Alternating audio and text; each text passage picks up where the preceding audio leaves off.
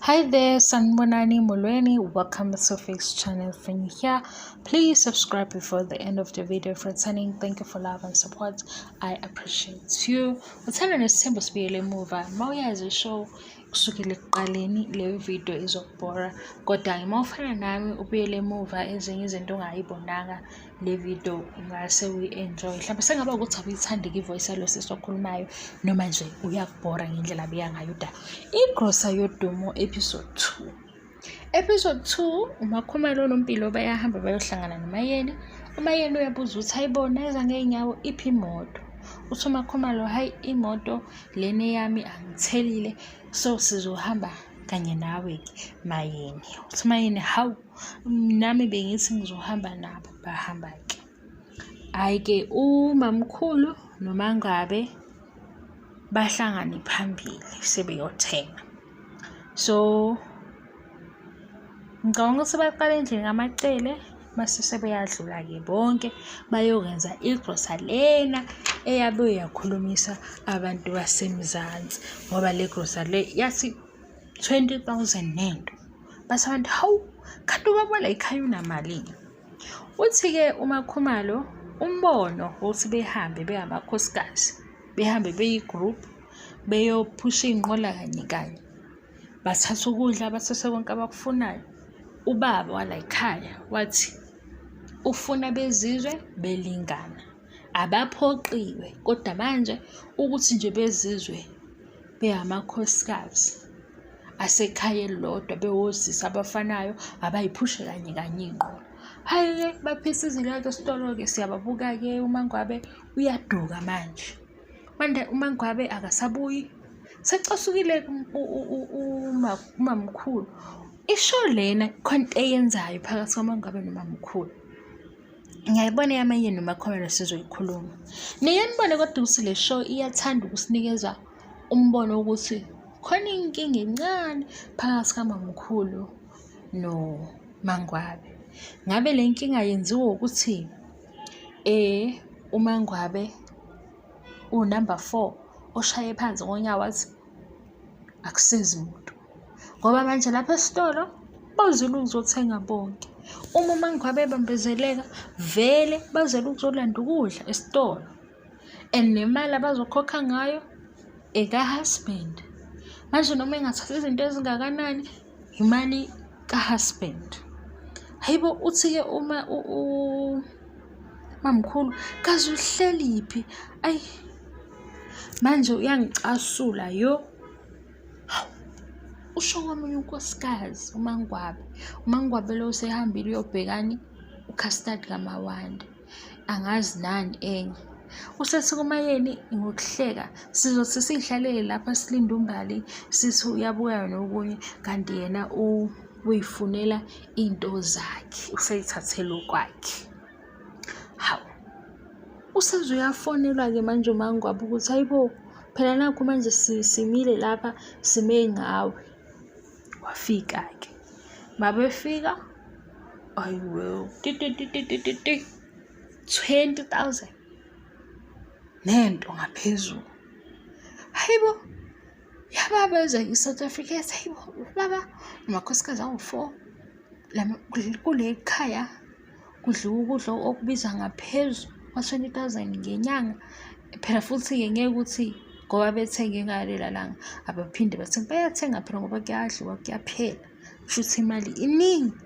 Bakhuluma ke abantu kwasuba khona umunye sisi ke nangayibhuki Uthando Nes'thembu lo wabhala wathi oh shame ungcono kwebe sewulisi kasewashona blowasisi lo wayeSmseleku yabo laba badala ngesikhona nje abeke badumana baba nesikhathi sawo kungafika ama2K enza ezinye izinto naye nje wayaziwa yena ke nje wayeSmseleku ngapha kubadlali bebhola ngoba sasimbone shuthena lo simbone shuthena niyamazi nje lo sisi lo sengiphuhle igama lakhe nje uyimuhle right engathi futhi naye wayenakho ukujima ngaleso sikhathi.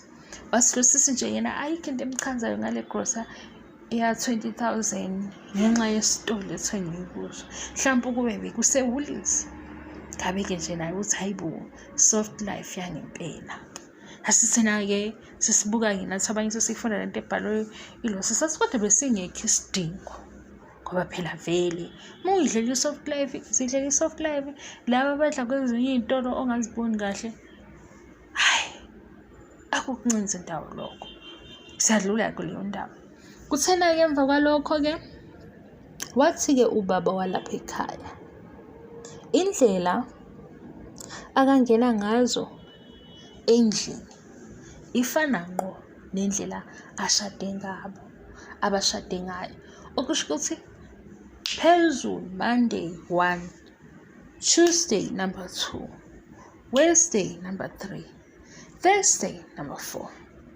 Mase ukuthi-ke lezi ezinye iy'nsuku-ke sekuyaye kuphinde futhi qalwe phansi kodwa usuku uyaye nje athi shwi eyolalela ukuthi ukhala ngani adlule futhi aye kwenye indlu ukhala ngani uyabo kodwa nje kulala kuxoxiwe kuwukuthi-ke usuku nosuku linonkosikazi. Hayi base-ke abantu base-South Africa-ke phela ngithi sho yintsha bayababaza ukuthi hey ngempela labo mama labo sisi lamakhosikazi ayi-understand le ndaba noma seyavuma nje ngoba nakho sibona ku-TV show ukuthi yimpilo abakhetha ukuyiphila kodwa-ke niphume ey'ndabeni zabantu. Kwase-ke kuba-ke uMangwabe wathi-ke ubaba wala ekhaya ufisa-ke abafana befunde ukulusa iy'nkomo. Hayi bona akwazi ukulusa iy'nkomo. Ulusa iy'nkomo uyahamba uye la ngotshani khona uy'khiphe zidle makukhona umfula okhona uphinde futhi uhambe-ke uyoyiphosisa emfuleni mawungekho umfula uyahamba futhi ubuye nazo uy'thelele amanzi ubhave omkhulu ziphuze noma kuyindishi lezi ey'nkulu ziphuze. Ningangitsheli ukuthi anizazi zonke lezi zinto anibazi obhavu niyazi indishi ziphuze-ke lapho base y'khathele-ke nazo-ke ziy'lalela phansi ngesisu mase y'suthi kube khona lezi ey'hluphayo-ke noma zingasuthi ay'funa ukuhamba zisixabanisa nomakhelwane iy'nkomo-ke lezo. Asi-ke bafuna bekwazi-ke ukufunda ompumelelo ukuthi iy'nkomo ziyahambiswa nasediphini. Wegazi ngicocela indaba yamasedhiphini eminyakeni ewu-2 edlule ediphini ngasekhaya angikwazi kahle kodwa ngiyazi indlela yakhona. So ngasuka nje nami ukuthi hawu angihambe ngiyoshutha iy'nkomo ngifuna ukuyoshutha iy'nkomo ey'ningi. Ngavuka ekuseni ngagqoka amabhuzu ngahamba ngathi ngiye ediphini kanti kuhanjwa ekuseni kakhulu mina ngavuka sebevukile. Mangihamba-ke endleleni indaba nje mangihamba endleleni ngiyahlangana nabafana nabo bayabuya ney'nkomo. Hhayi ngibe nethemba ukuthi hayi phambili ngizoyifica ey'ningi. Ngangifuna nje ukushutha iy'nkomo angisazi ngifuna ukukhuluma ngani indaba yami yokushutha iy'nkomo ey'ningi. Ngahamba ngiyahamba ngathi ngijikela ngingajika khona ngahamba ngalandela ulayini wesitimela ngahamba ngasiza ukuthi ngihambe ngiphethe ifoni. Ekhaya-ke ngasekhaya abekho abantu abaningi nje kuney'ndawo lapho kunesiminyaminya khona inemizi eminingi kodwa ngala ngasediphini nje akukho mizi. Imizi mhlawumbe ewu-4 noma ewu-3 kune-bridge kunolayini wesitimela. Ngahamba hayibo ngangiqala ukuduka ngasekhaya ngathi mase ngihamba ngathi sengize ngibona idolobha manje. Ngafuna ekhaya ngathi ayibo sengidukile ngibona ukuthi nje manje ngizobona idolobha lapho sengikhona. So ngihamba udu akukho nkomo azikhali iy'nkomo ngapha angiboni iy'nkomo. Abantu basekhaya-ke awubuyeki ngoba asikwazi ukuthi uyephi bekufanele ujike ngale ndlela. Ngathi mina ngilobo ngihambile futhi ngangihamba ngigijima ngoba ngangibona ukuthi hayibo emgwaqeni akukho muntu ngigijime ngibuye ngihambe. Mina ngihamba ngingedwa ompumelelo lokho bayaphelezwa mina ngiyediphini ngedwa umpumelelo bayaphelezwa-ke bona baye ediphini. Athi hawu basiphila kodwa isilungu lapha emzumbe ayikho kodwa inkinga. UMangwabe-ke wafonela kwaMseleku wasambuka wathi hayibo into enjani ukuthi ufonelwa ngikhona. Nami ngathi ufonelwa bani unesi.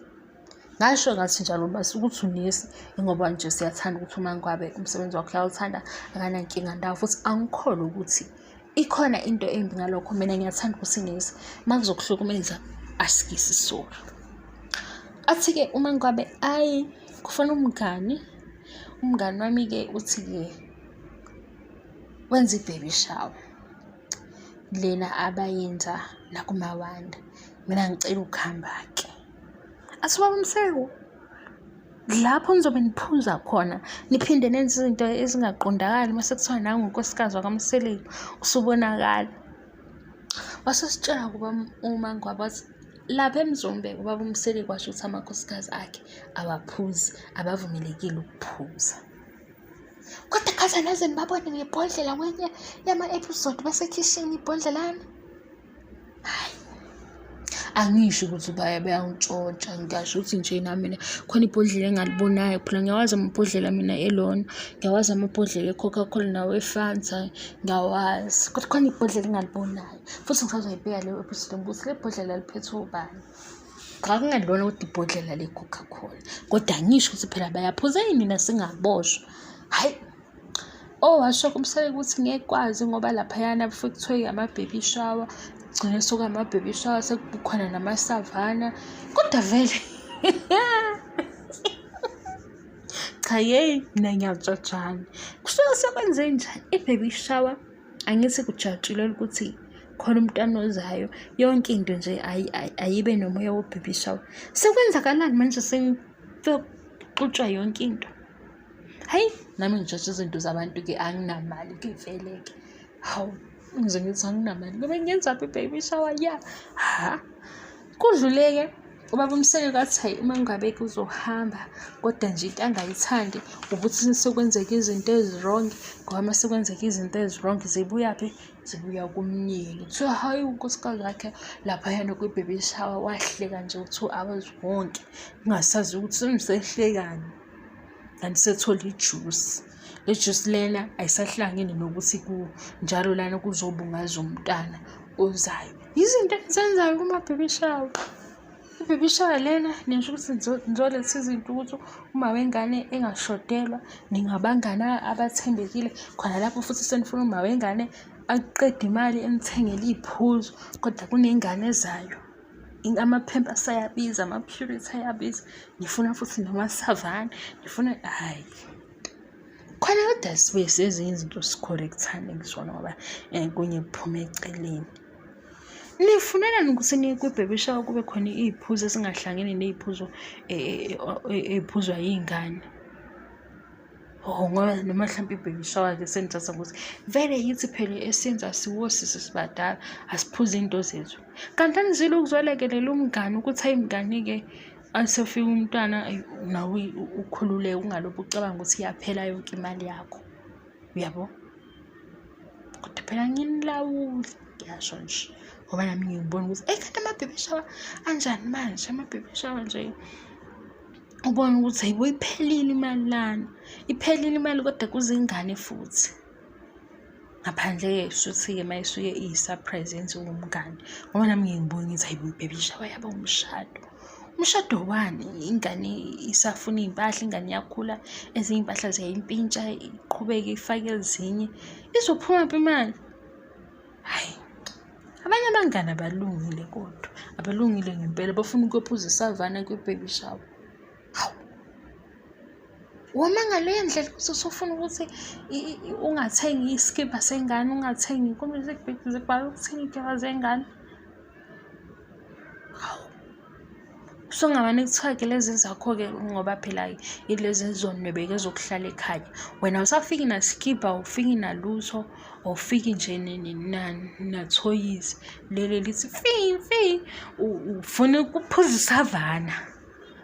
Kodwa umngane wakho yena usazoba nenkinga ngoba futhi obaba bala eSouth Africa banenkinga yokuthi nje banomoya omubi. Mase ingane ikhona uvele edunyelwe yikhanda engasazi ukuthi enze njani, engaphinde-ke efuna ukukhuluma noma wengane. Benze nje ngomsangano. Kufanele ikhulunywe nayo le ndaba le ngoba nayo ibalulekile ukuthi yini lesisanganisa obhuti mase bethi ingane isikhona.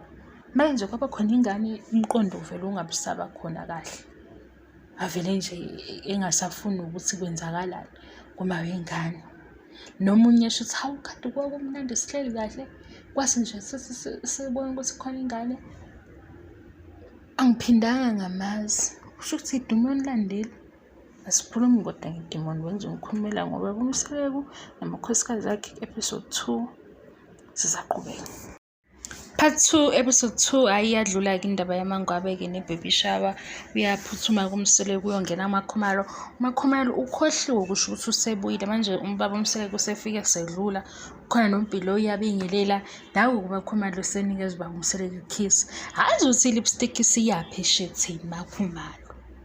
Hawu aphuthume ubaba Mseleku angithi phela ufike babingelele adlule-ke ahambe-ke eye le kuMamkhulu. Mayafika kuMamkhulu ufika sekulate nezingane nje sijabulile kahle.